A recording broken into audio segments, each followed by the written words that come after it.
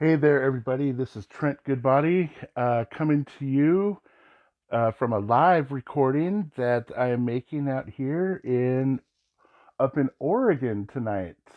Uh, Today is Friday, September 24th, and I think that we should talk about a few things.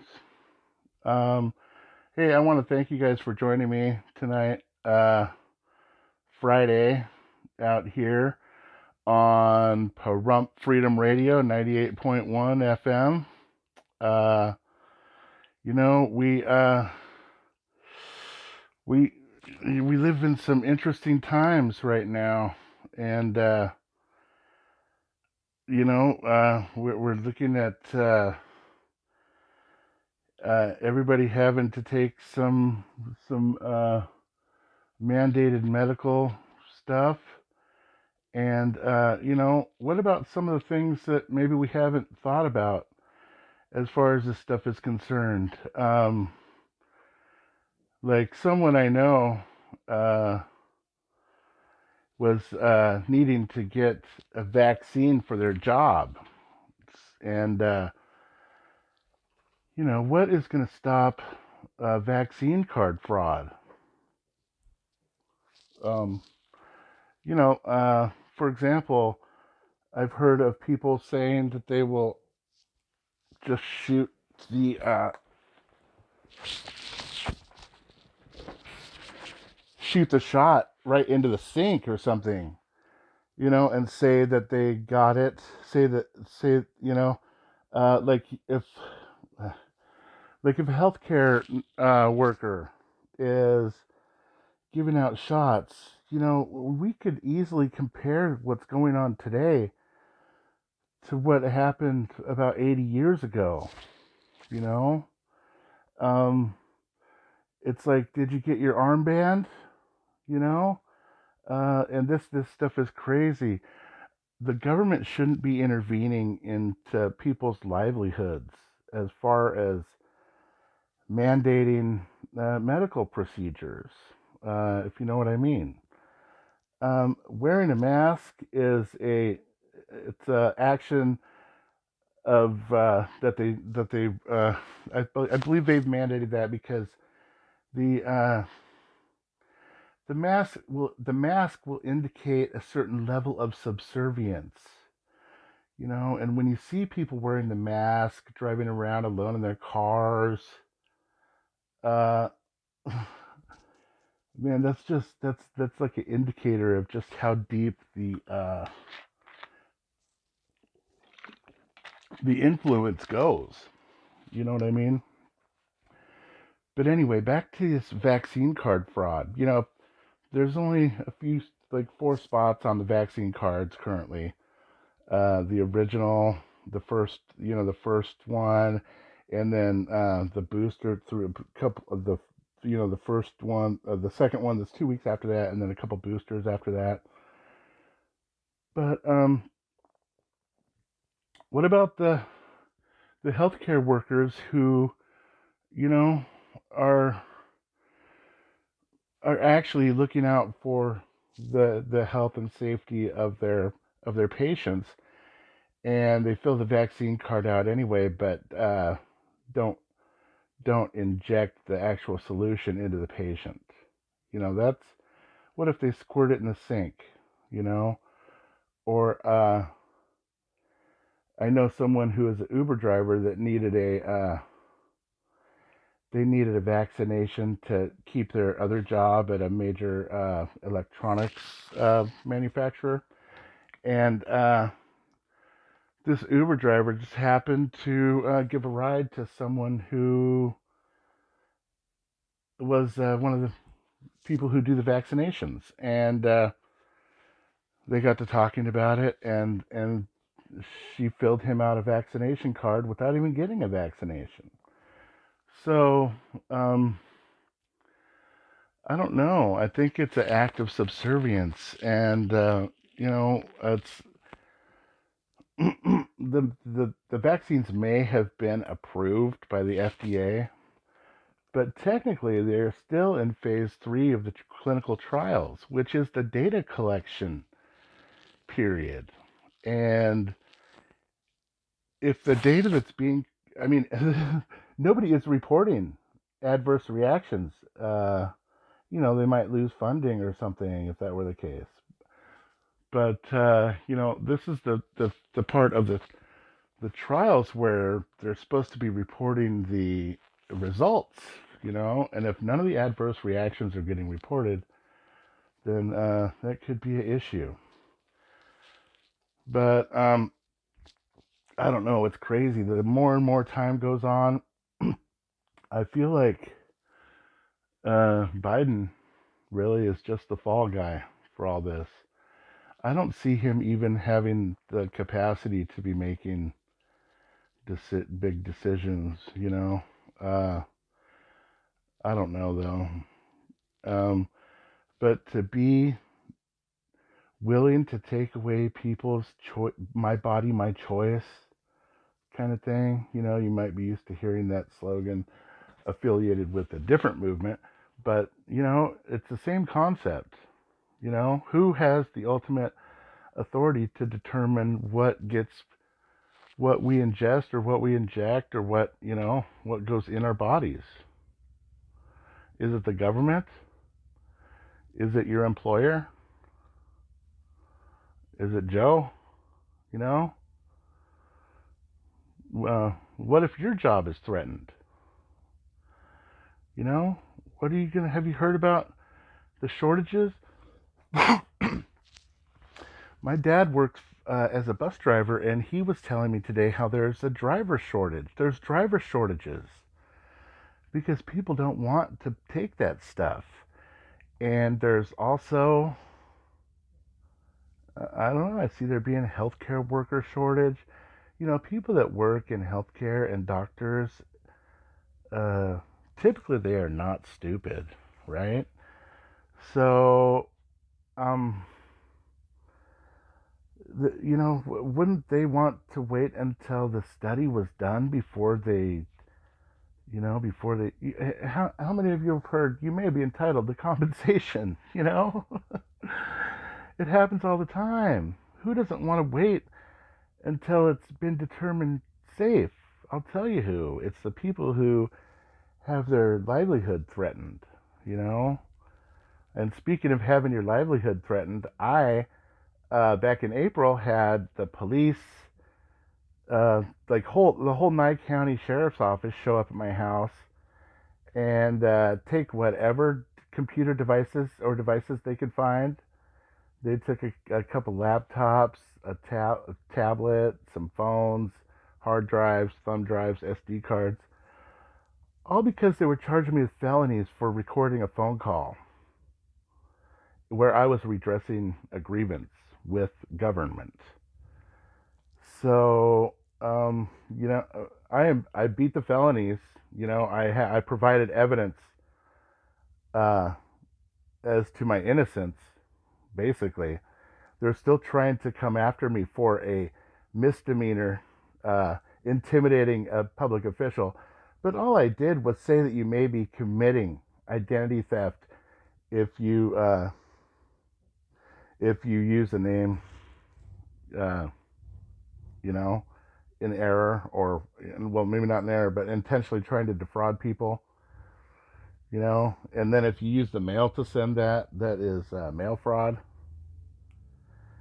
And that isn't really intimidating. That's, if they're breaking the law, they should be having second thoughts about their actions. So, but anyway, we have a October 4th court date where the public defender that I'm letting assist me with this. I'm letting him assist me. He wrote a habeas, and we're going to try to get that last charge leveraged and eliminated. But yeah, back to what if your job happens to be threatened? What are some things you can do? I'll tell you that I try to make tools for people to be free. Oh,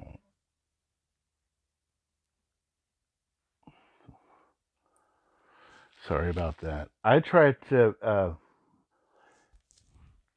have made some tools and that I use, and I don't know. I decided to offer them to other people, and I think I'm gonna. Don't tell anybody, but I think I'm going to be creating a vaccine exemption card. It could be religious beliefs. It could be individual. We have we should have self determination.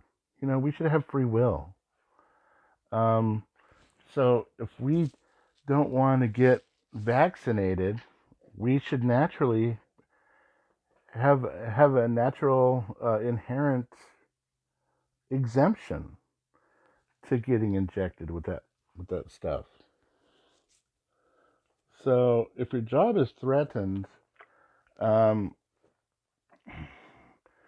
I don't know. We're in a tough situation these days uh, because we don't even know. I saw this video on YouTube where, uh, or no, maybe it was Facebook. I'm not sure. I saw a video where they went and had a conversation with a pharmacist, and they wanted to see the insert. And when they pulled out the insert, it said this page was intentionally left blank, like the whole thing. And if I were trying to look at ingredients of a product that I purchased, especially food or something that was being injected, I would want to know what was in it. And when they're intentionally omitting information that, that can't be good, really, right? So what do you do if your job is threatened? I mean, what if you're a driver and you have to get, man, I don't know. Uh, I wish I could have people call in right now so I could talk to them about this. That would be pretty cool. But like I said, right now I'm visiting family in Oregon because there's been uh, some. My mom is having a surgery or had a surgery. It seems like the surgery went okay. Um, but I'm up here in Oregon for a little bit, and I was at a store called Fred Meyer, and I went in there, and I just walked in. I didn't wear a mask, just like I do around in where I live, out there in the middle of Nevada. When I go to Hawthorne, it says there's masks required on the door, but I don't wear one, and there's a lot of people that don't wear them.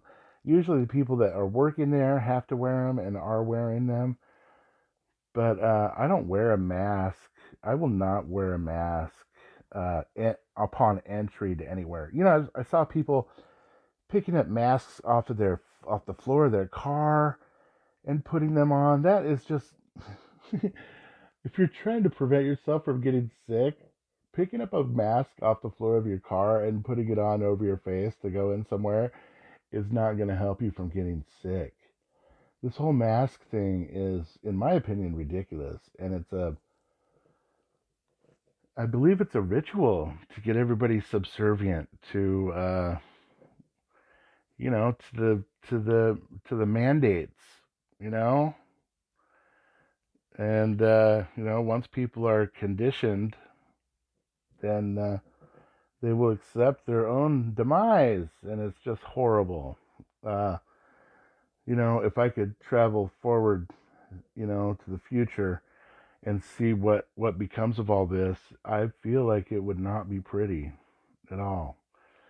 So anyway, I went to Fred Meyer and I was in the store, just like tripping out about how Orwellian everything was, and how everybody just looked like, well, they were expressionless because you can't see them behind a mask anyway, and but they just looked like they were broken.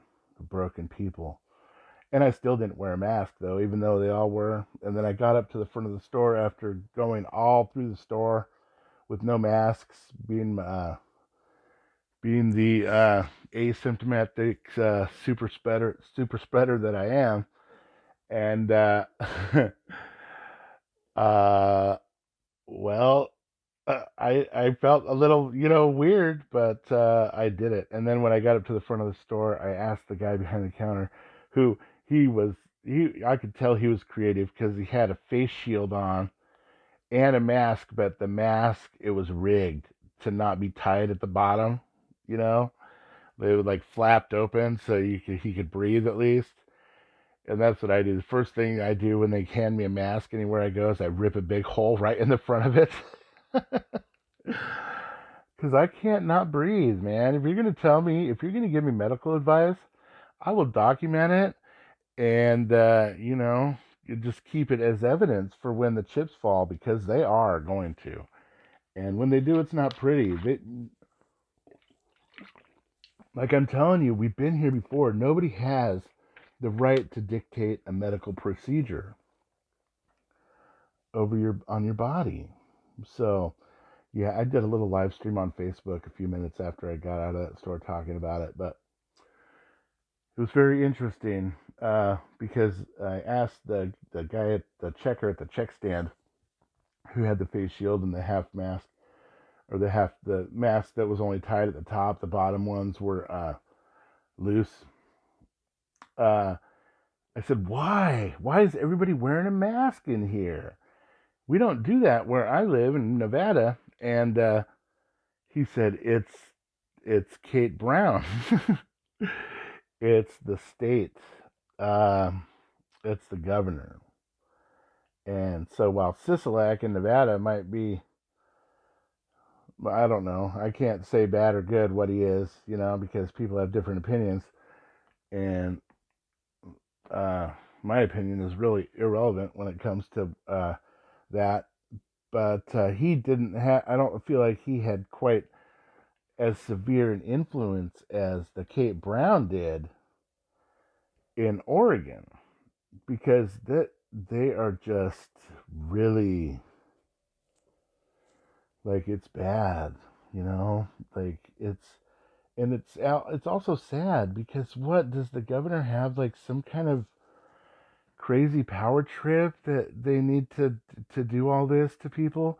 When I see people picking up masks off the floor of their car to put them on, this can't be helping people. It's almost like there's an agenda to clean to man, that's about as much as I can say about that part. So anyway, there's this other place I like to visit when I'm in Oregon, and it's called Burgerville. They only have them like in the Pacific Northwest or whatever. They don't have. I don't think they have any in Nevada. But the line at this place was really long because I guess they have support, but they just don't have anybody to work there. Like there was a sign that said, "We will not be open this evening because of staffing shortages." And I believe Burgerville is over 100 employee, work company. But the thing that are they mandating vaccines? Are they jumping on board with that? Because if they're doing that, and if they're going to eventually mandate people have a vaccine passport or whatever, what is that gonna? That is not going to be pretty. There's already staffing shortages like everywhere. So at Burgerville, I guess they're having problems. The drive-through was the only thing they had open, and it was around the block, but the line wasn't really moving very good, so maybe their service is affected because of staffing shortages. But all this has nothing on the lawsuits that are coming. I mean, can you imagine all the lawsuits that are coming over this stuff? And they won't all be dismissed. So Um, what about this? What about this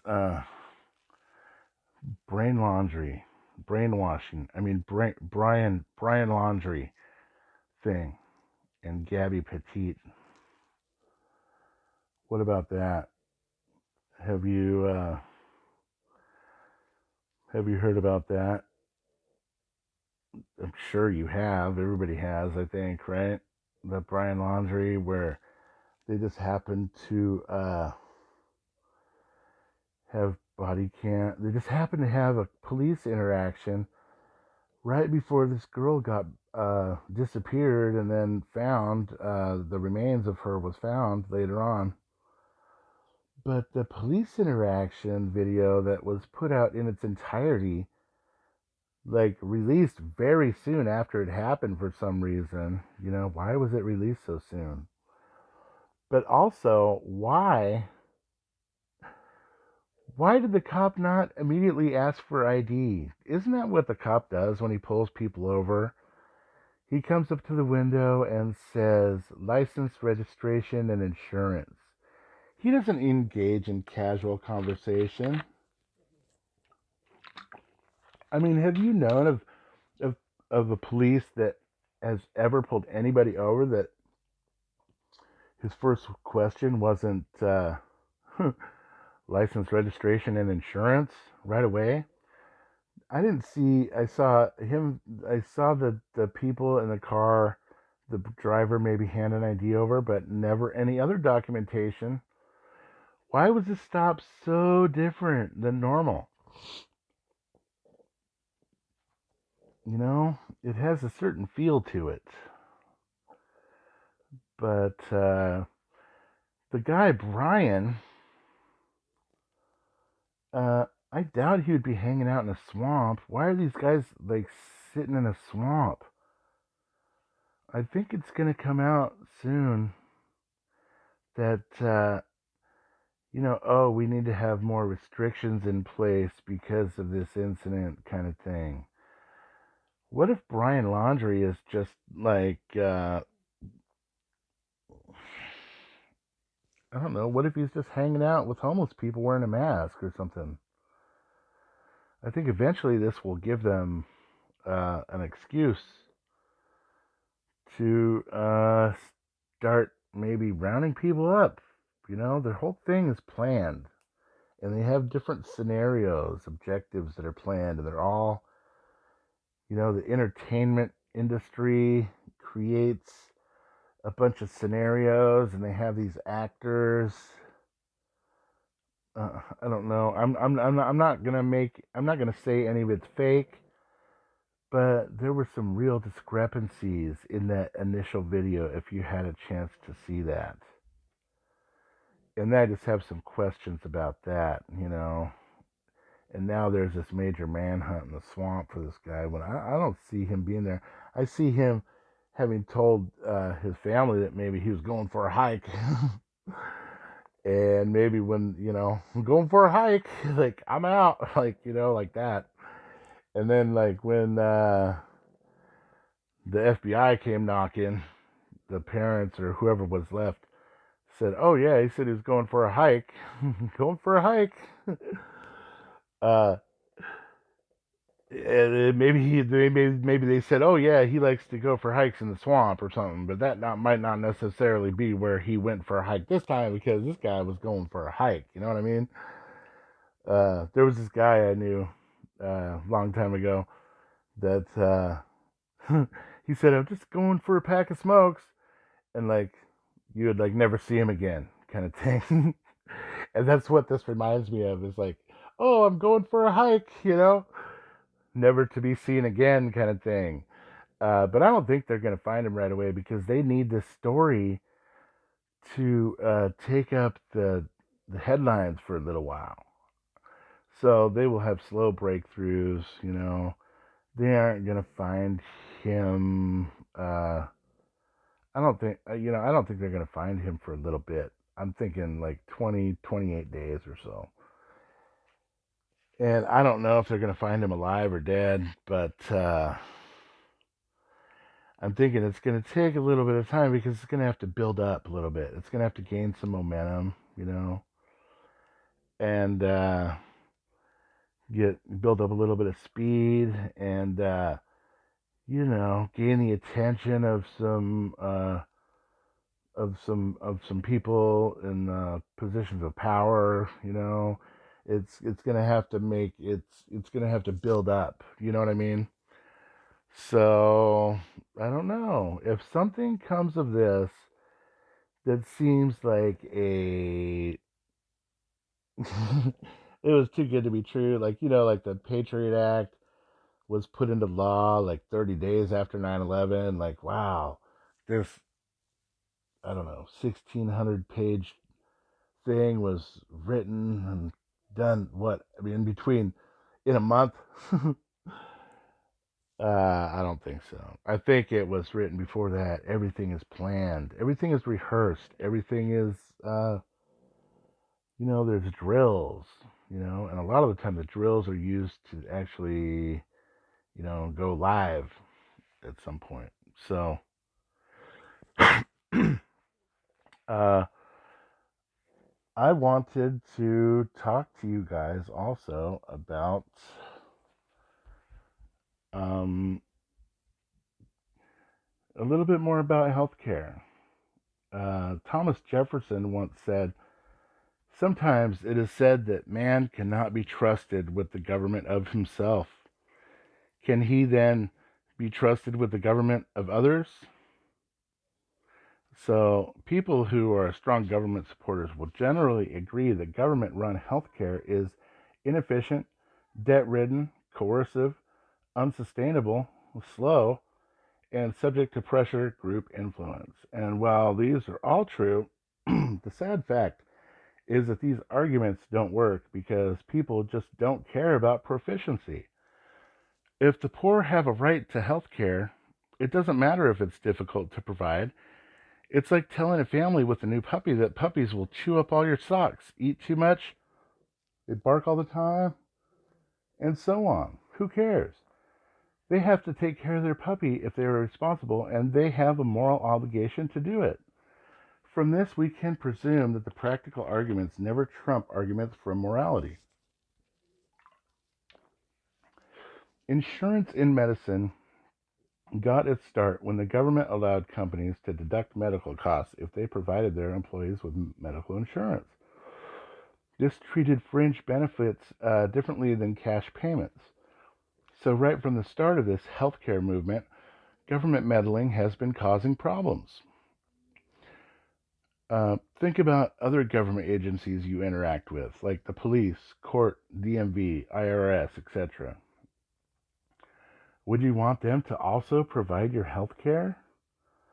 Imagine going to the doctor, but now they have an incompetency factor that is reminiscent of going to the DMV. Long lines, slow service, just take a number and someone who hates their job will be with you shortly. Not to worry, this government agency now literally knows you inside and out, along with your entire medical history. Of course, healthcare providers will be held accountable for mistakes and bad treatment. After all, being the only game in town, after a while, there won't be any private provider standard of service anymore.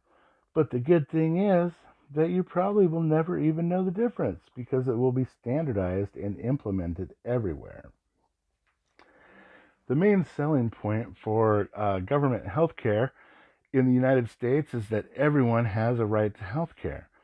But the poor are too much of a burden on the system that they deserve to have health care too, but at a third party's expense. In other words, all poor are categorized into a group that is unable to care for themselves, and it is up to the non-poor to take care of them. We had better be careful when we create something for the poor, because then we are not only categorizing and marginalizing people, and once we start down that path, we risk ending up being categorized and marginalized ourselves. As long as the poor are healthy, the government-run healthcare owes them nothing. And as soon as they get sick, however, the doctor, which is also the government, now owes him a debt, which it is morally obligated to pay off. However, this moral commandment fails the test of universality. Universality. Here is a man, and the doctor is a man, and yet they are both subject to opposing moral rules at the same time, since the poor person is now entitled through government to services and the doctor is ethically required to provide them. So, in other words, when a poor person gets sick, government healthcare suddenly owes them money, time, and resources without reference to any sort of contract. How can that be resolved? How can two men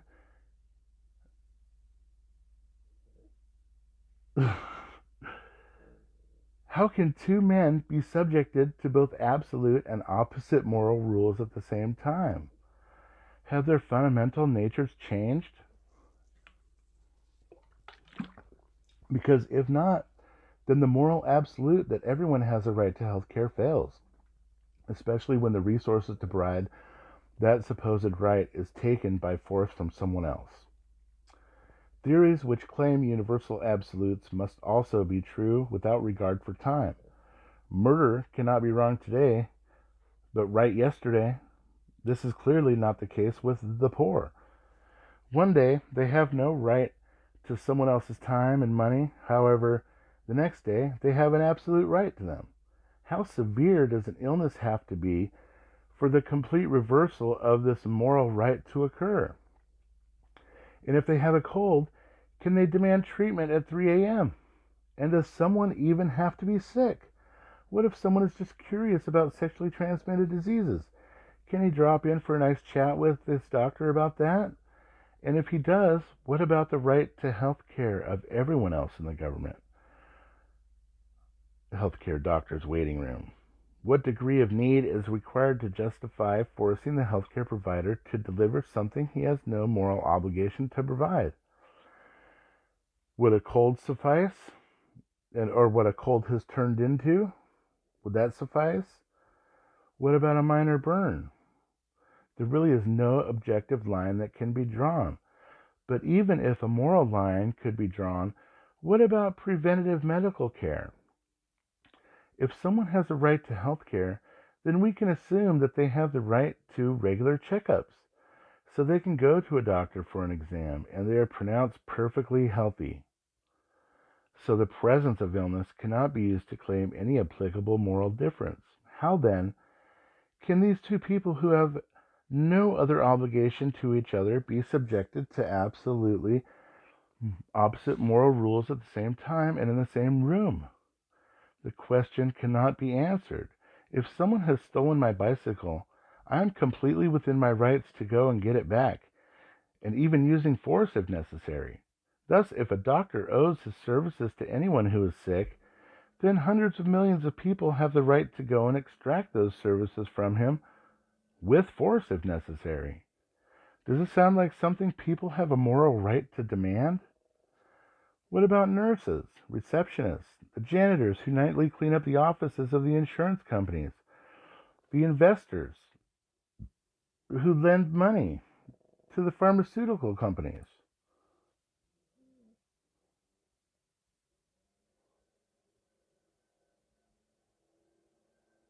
The teacher who instructs the computer programmer who writes a medical billing system?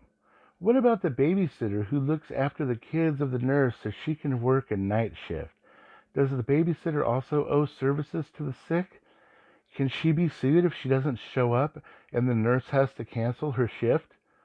Where can the line be objectively drawn between those who provide healthcare services and those who do not?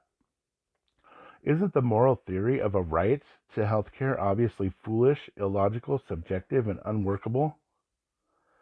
When does someone in the process of becoming a teacher switch from a person with a right to receive health care to someone with an obligation to provide it?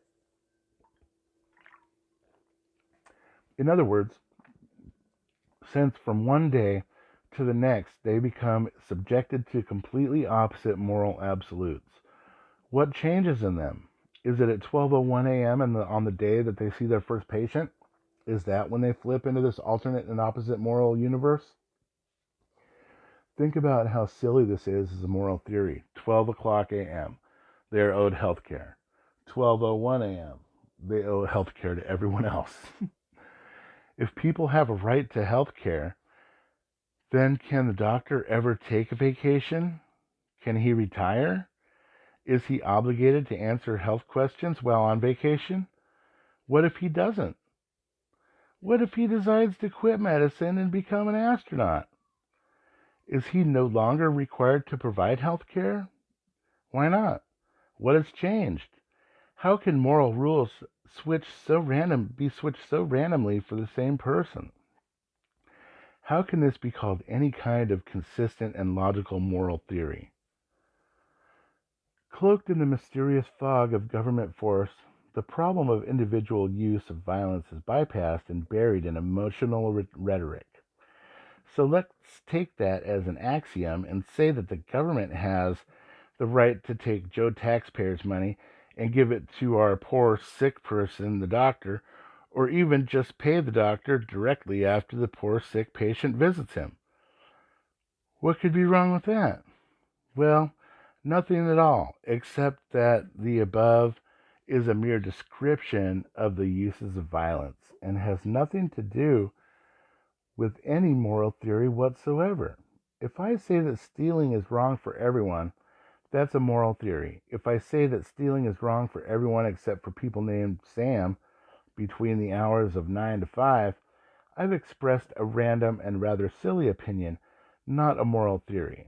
If I say that everyone has a right to health care, that's a moral theory, which can be examined rationally. However, if I say that some people have a right to limited degrees of health care under certain circumstances, and that only certain other people have a right to procure that by the use of force while acting in a different with government capacity, and then only to a certain degree, and that doctors must provide health care unless they're on vacation or it's after 5 p.m. and so on and blah, blah, blah. But that's not any sort of moral theory. That's just a bunch of silly and self-contradictory statements that don't even add up to a coherent subjective opinion, let alone a consistent and objective proposition. It would be like proposing a scientific theory which says that sometimes rocks fall up and sometimes they fall down, and sometimes they fall up and down, and sideways at the same time. A person proposing such a theory invites a prescription for medication far more than a rational response. Opposing the consequences of government programs has no effect. As we have seen for decades, if people believe that a government programs are moral, if someone claims a moral absolute, they must be responsible enough to know what they are talking about. A moral absolute puts guns on the streets. It puts people in jail. And it sets the whole machinery of state violence in an unstoppable motion. If you meet a man who advocates the use of violence to solve social or economic problems, you must insist that he must submit his moral premises to rigorous and relentless logical examination. If he does not, then he is just calling for universal violence to enforce his opinions, which is a very great evil. The scariest thought is not morality or inefficiencies in care, though, but how the doctor's choices for your treatments will actually be the government's choices, or at least heavily influenced by them. With government-mandated health care, there likely will be no more second opinions as far as the diagnosis and treatment, as the government will not be able to afford any unneeded expended resources or treatments. Simply the fact that the insurance company has a middleman relationship between you and your healthcare provider means that there will be many decisions made that will be decisions based on budget and other factors that you would normally not consider to be at issue in a private system. And they will not be decisions you get to make the majority of the time. The insurance company has an established relationship with healthcare providers, and introducing government regulation will not help. After all, each is another organization that has been instituted to control those in control. and each is also another corporation that needs to make a profit. A few cost-cutting measures will surely be innovative, while many others will be sacrifices. The truth of the matter is that the U.S. medical system is a huge, complicated, and shameful mess when it comes to the real reason why a medical system should exist. Excuse me. And that is to provide people with the basic right of having access to decent medical care. Trying to regulate this mess into success is like trying to win a marathon by sleeping the competition a sleeping pill. Sure, you might win, but how will you know how well you did with no competition? Another issue is that of choice. In the past, if you had a doctor that didn't want to provide a particular treatment, under the private system you could shop for someone who would. I'm sure that the doctor shopping will not be covered by the insurance companies in government-regulated healthcare, as it would never be considered to be cost-effective. What about those who do not want the government meddling in what they consider their private affairs that pertain to healthcare? Will anyone be able to opt out? It is wrong to be forced to pay for something that an individual doesn't want to pay for. Will a black market for healthcare ensue? What if the government deems that the population needs to be reduced, or deeming that a certain element of the population that does not agree with the system has a condition that needs to be treated? With the IRS acting as a collection agency for the new collective government-run healthcare system, will people who owe back taxes be denied care or be mandated treatments? What about the long history our government has of running experiments on unsuspecting members of society? Could we honestly expect them to be moral and ethical in their treatment of us after the other horrifying things that they have done to unsuspecting victims in the past? For your convenience, I have listed some examples below. In 1932, the Tuskegee experiments are initiated, in which 200 black men diagnosed with syphilis are never told of their illness. They are then denied treatment and instead are used as human guinea pigs in order to follow the progression and symptoms of the disease. They all subsequently die from syphilis. Their families never told that they could have been treated. In 1942, Chemical Warfare Services ran mustard gas experiments on approximately 4,000 servicemen. The experiments continue until 1945 and made use of the Seventh-day Adventists who chose to become human guinea pigs rather than serve on active duty. In 1946, patients in Virginia hospitals are used as guinea pigs for medical experiments. In order to allay suspicions, the order is given to change the word experiments to investigations or observations whenever reporting a medical study observed in one of the nation's veterans' hospitals. In 1947, Colonel E. E. Kirkpatrick of the U.S. Atomic Energy Commission issues a secret document 07075001 of January 8, 1947, stating that the agency will begin administering intravenous doses excuse me, stating that the agency will begin administering intravenous doses of radioactive substances to human subjects. In 1947, the CIA also begins its study of LSD as a potential weapon for use by American intelligence.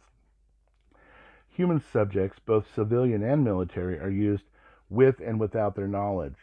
In 1950, Department of Defense begins plans to detonate nuclear weapons in desert areas and monitor downwind residents for medical problems and mortality rates. Also, in 1950, in an experiment to determine how susceptible an American city would be to biological attack, the U.S. Navy sprays a cloud of bacteria from ships over San Francisco. Monitoring devices are situated throughout the city in order to test the extent of the infection. Many residents become ill with pneumonia-like symptoms. And in 1951, the Department of Defense begins open-air tests using disease-producing bacteria and viruses. Tests last through 1969, and there was concern that people in the surrounding areas had been exposed. In 1953, the CIA initiates Project MKUltra.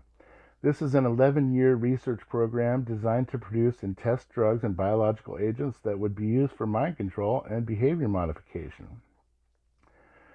6 of the sub-projects involved testing the agents on unwitting human beings. And in 1955, the Army Chemical Corps uses LSD research to study its potential use as a chemical incapacitating agent. More than 1,000 Americans participate in the test, which continue until 1958. Then in 1960, the Army Assistant Chief of Staff for Intelligence, ACSI, authorizes field testing of LSD in Europe and the Far East. Testing of the European population is codenamed Project Third Chance. Testing of the Asian population is codenamed Project Derby Hat. In 1956, U.S. military released mosquitoes infected with yellow fever over Savannah, Georgia, and Avon Park, Florida. After each test, Army agents posing as public health officials test victims for effects. In 1965, Project CIA and Department of Defense began Project MK Search, a program to develop a capability to manipulate human behavior through the use of mind-altering drugs. In 1965, also, prisoners at the Holmesburg State Prison in Philadelphia are subjected to dioxin, the highly toxic chemical component of Agent Orange used in Vietnam. The men are later studied for development of cancer, which indicates that Agent Orange had been a suspected carcinogen all along. In 1966, the CIA initiates Project MK Often, a program to test the toxicological effects of certain drugs on humans and animals. And in 1969, Dr. Robert McMahon of the Department of Defense requests from Congress $10 million to develop within 5 to 10 years a synthetic biological agent to which no natural immunity exists. And in 1970, funding for the synthetic biological agent is obtained under H.R. House Resolution 15090. The project, under the supervision of the CIA, is carried out by the Special Operations Division at Fort Detrick, the Army's top-secret biological weapons facility. Speculation is raised that molecular biology techniques are used to produce AIDS-like retroviruses. In 1970, the United States intensifies its development of ethnic weapons, as they like to refer to them, in the Military Review of November 1970, destined to selectively target and eliminate specific ethnic groups who are susceptible due to genetic differences and variations in DNA. In 1975, the virus section of Fort Detrick's Center for Biological Warfare Research is renamed the Fort Detrick Cancer Research Facilities and placed under the supervision of the National Cancer Institute. It is here that a special virus cancer program is initiated by the U.S. Navy, purportedly to develop cancer-causing viruses. It is also here that retrovirologists isolate a virus to which no immunity exists. It is later named HTLV, Human T-cell leukemia virus. In 1978, experimental hepatitis B vaccine trials conducted by the CDC began in New York, Los Angeles, and San Francisco. Ads for research subjects specifically asked for promiscuous homosexual men. And in 1981, the first cases of AIDS are confirmed in homosexual men in New York, Los Angeles, and San Francisco, triggering speculation that AIDS may have been introduced via the Hep B vaccine. So in 1985, according to the journal Science 227, pages 173 to 177, HTLV and Visna, a fatal sheep virus, are very similar, indicating a close taxonomic and evolutionary relationship. And in 1986, according to the Proceedings of the National Academy of Sciences, issue number 83, pages 4007 to 4011, HIV and VISNA are highly similar and share all structural elements, except for a small segment which is nearly identical to HTLV. This leads to speculation that HTLV and VISNA may have been linked to produce a new retrovirus to which no natural immunity exists. And in 1986, a report to Congress reveals that the U.S. government's current generation of biological agents includes modified viruses, naturally occurring toxins, and agents that are altered through genetic engineering to change immunological character and prevent treatment by all existing vaccines. In 1987, Department of Defense admits that despite a treaty banning research and development of biological agents, it continues to operate research facilities at 127 facilities and universities around the nation. 1990. More than 1,500 six-month-old Black and Hispanic babies in Los Angeles are given an experimental measles vaccine that had never been licensed for use in the United States. CDC later admits that parents were never informed that the vaccine being injected to the children was experimental. In 1994, with a technique called gene tracking, Dr. Garth Nicholson and at the MD Anderson Cancer Center in Houston, Texas, discovers that many returning Desert Storm veterans are infected with an altered strain of Mycoplasma incognitus, a microbe commonly used in the production of biological weapons. Incorporated into its molecular structure is 40% of the HIV protein coat, indicating that it had been man-made. In 1994, Senator John D. Rockefeller issues a report revealing that for at least 50 years, the Department of Defense has used hundreds of thousands of military personnel in human experiments and for intentional exposure to dangerous substances. Materials included mustard and nerve gas, ionizing radiation, psychochemicals, hallucinogens, and drugs used during the Gulf War.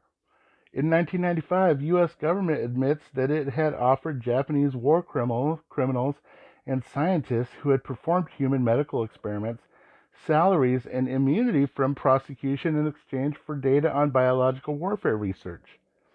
In 1995, Dr. Garth Nicholson uncovers evidence that the biological agents used during Gulf War had been manufactured in Houston, Texas, and Boca Raton, Florida, and tested on prisoners in the Department of Corrections. And then in 1996, the Department of Defense admits that Desert Storm soldiers were exposed to chemical agents. With a history like this, and there are many more, this is just a few, who isn't scared to death of letting their government provide them health care? Today, we are constantly being told the United States faces a healthcare crisis. Medical costs are too high, and health insurance is out of reach for the poor. The cause of this crisis is never made very clear, but the cure is made obvious to everybody. Government must step in to solve the problem. On the other side of the coin, could someone be denied health care for not wanting to support government in other ways, such as not wanting to pay taxes? Would these people have to somehow find their health care on the black market, or would they just suffer? What if you just wanted to pay for your own health care and did not believe in supporting the bloated bureaucratic insurance scam of the healthcare system we seem to have enveloped ourselves in? We must realize that we cannot rely on governments to be responsible for keeping us healthy. Finally, allowing the government to be involved in managing healthcare is the perfect opportunity for the government to become intimate with more of our personal information, from tax records, now tied to healthcare records, matched up to Facebook profiles, bank accounts, and more. All this information categorized in data mines, stored, and will likely be made available for every other government-run enterprise into a virtual inescapable mega profile about each of us. The computer may also determine the best course of action and the perfect diagnosis for each of us as well.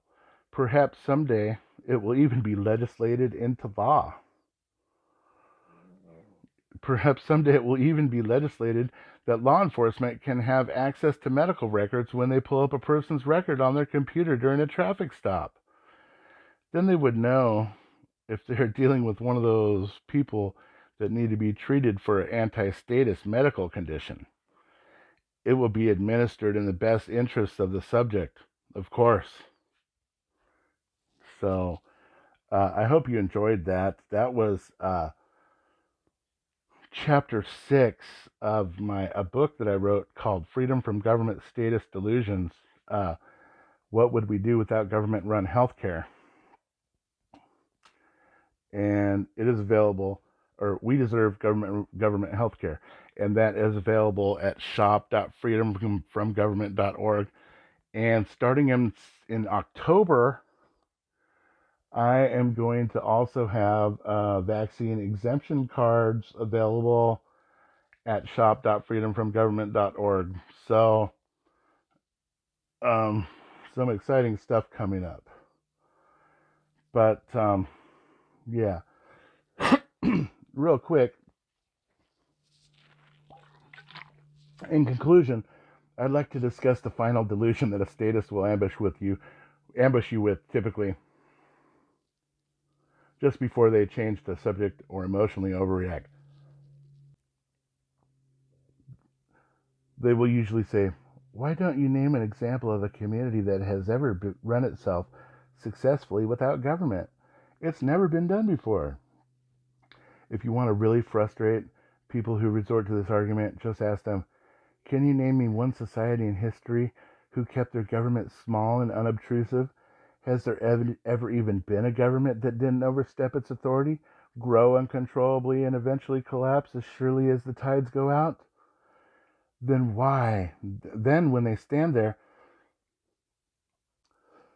with a blank look in their eyes, you'll know how much they actually care about empiricism and historical precedents.